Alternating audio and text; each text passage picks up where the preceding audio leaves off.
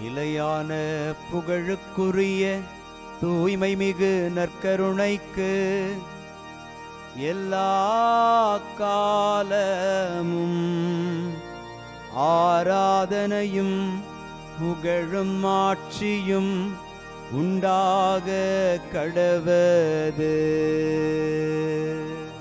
நிலையான புகழுக்குரிய தூய்மை மிகு நற்கருணைக்கு எல்லா காலமும் ஆராதனையும் புகழும் ஆட்சியும் உண்டாக கடவது. நிலையான புகழுக்குரிய தூய்மை மிகு நற்கருணைக்கு எல்லா காலமும் ஆராதனையும் புகழும் ஆட்சியும் உண்டாக கடவது.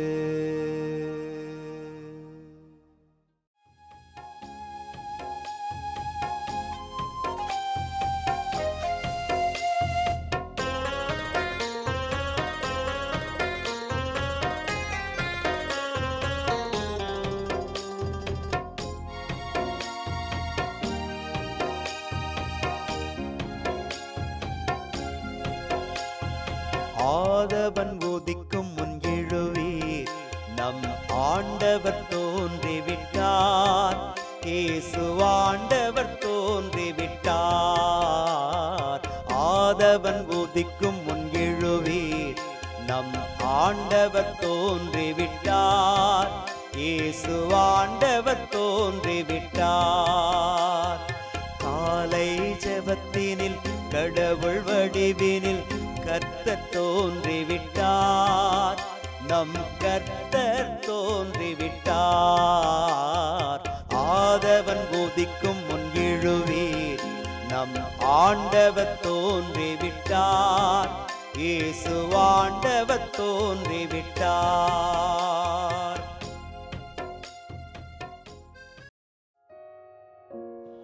ஆண்டவருக்குள் பிரியமான சகோதர சகோதரிகளே, இன்று மே மாதம் 18ஆம் தேதி திங்கள் கிழமை. ஆண்டவருடைய திருத்தூதர்கள் மக்களை ஆண்டவர் பக்கமாக அழைத்துச் செல்வதில் ஆர்வமுடன் செயல்பட்டார்கள் என்பதையெல்லாம் திருத்தூதர் பணிகள் நூல் பதிவு செய்து நமக்கு வெளிப்படுத்துவதை நாம் வாசித்து அறிகிறோம். தூய ஆவி அவர்கள் கைகளை வைத்து ஜெபித்த போது அவர்கள் மேல் இறங்கி வந்து அவர்களை ஆசீர்வாதத்தால் நிறைத்தது போல நம்மையும் ஆண்டவருடைய ஆவியானவர் ஆட்கொண்டு வழிநடத்த அருள் வேண்டி மன்றாடி செபிப்போம். உலகில் உள்ள அரசர்களே, கடவுளை புகழ்ந்தேத்துங்கள். உலகில் உள்ள அரசர்களே, கடவுளை புகழ்ந்தேத்துங்கள். இன்று திருப்பாடல் 68 நமக்கு அருளப்பட்டிருக்கிறது. உலகில் உள்ள அரசர்களே, கடவுளை புகழ்ந்தேத்துங்கள். எல்லா அரசர்களும், எல்லா மனிதர்களும், எல்லா படைப்புகளும் கடவுளை புகழ்ந்தேத்தவே படைக்கப்பட்டிருக்கிறது. தெரிந்தெடுக்கப்பட்டிருக்கிறார்கள், உயர்த்தப்பட்டிருக்கிறார்கள். இதை உணர்ந்திருக்கிற நாம் நம்முடைய உயர்விலிருந்து ஆண்டவரை புகழ்ந்தேத்துவோம். ஏனென்றால் அவரே நம்மை உயர்த்தி ஆசீர்வதிக்கிறவர். உலகில் உள்ள அரசர்களே, கடவுளை புகழ்ந்தேத்துங்கள். உலகில் உள்ள அரசர்களே, கடவுளை புகழ்ந்தேத்துங்கள். நேர்மையாளரோ மகிழ்ச்சி அடைவர், கடவுள் முன்னிலையில் ஆர்ப்பரிப்பர், மகிழ்ந்து கொண்டாடுவர்.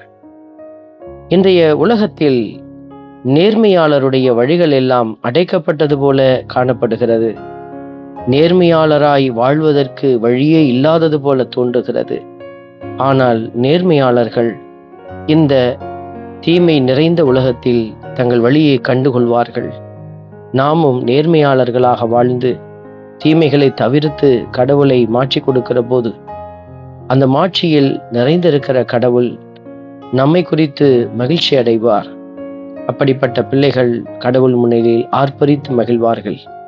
நாம் இத்தகைய பேறு பெற்றவர்களாக இருக்க அருள் வேண்டி மன்றாடுவோம். உலகில் உள்ள அரசர்களே, கடவுளை புகழ்ந்தேத்துங்கள்.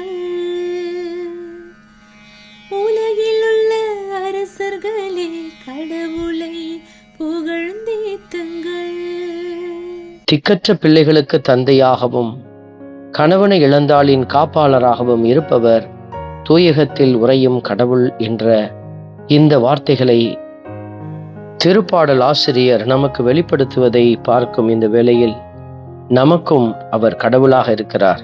திக்கற்ற நிலையில் அவரை நோக்கி கூப்பிடுகிற மனிதர்களின் துணையை இழந்து விட்டவர்களாக இருக்கிறவர்கள் கடவுளை உரிமையாக்கிக் கொள்கிறார்கள். இந்த நல்ல தெய்வத்தை நீங்களும் உங்களுடைய காப்பாளராக துணையாளராக பெற்றுக்கொள்ள அருள் வேண்டி மன்றாடி செபிப்போம். உலகிலுள்ள அரசர்களே கடவுளை புகழ்ந்தேத்துங்கள். உலகிலுள்ள அரசர்களே கடவுளை புகழ்ந்தேத்துங்கள். அன்பின் பரமபிதாவே, நன்றியோடு உம்மை துதிக்கிறோம், உம்மை ஸ்தோத்தரிக்கிறோம். ஆண்டவரே, துணிவுடன் இருங்கள், நான் உலகின் மீது வெற்றி கொண்டு விட்டேன் என்ற வார்த்தைகளை நீர் எங்களுக்கு செய்து காட்டியிருக்கிறீர், வெளிப்படுத்தி இருக்கிறீர். நாங்கள் உலகத்தை வெற்றி கொண்ட பிள்ளைகளாக ஒவ்வொரு நாளும் உம்முடைய அடைக்கலத்தில் பயணித்து நேர்மையாளர்களாக உமது முன்னிலையில் ஆர்ப்பரிக்கிற பிள்ளைகளாக வாழ அருள் தாரும். ஆமென்.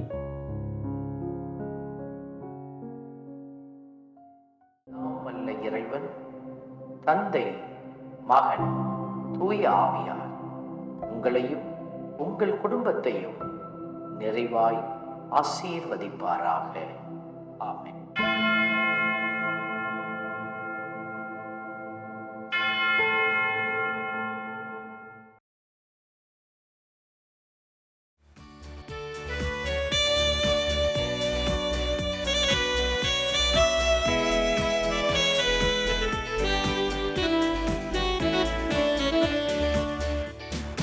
இஸ்ரவேலின் துதிகளுக்குள் என்றும் வாசம் செய்பவரே, உம்மை நம்பி வந்த யாவருக்கும் என்றும் நன்மைகள் செய்பவரே, உம்மை என்றென்றுமே என்றென்றுமே பாடி புகழ்ந்திடுவோம்.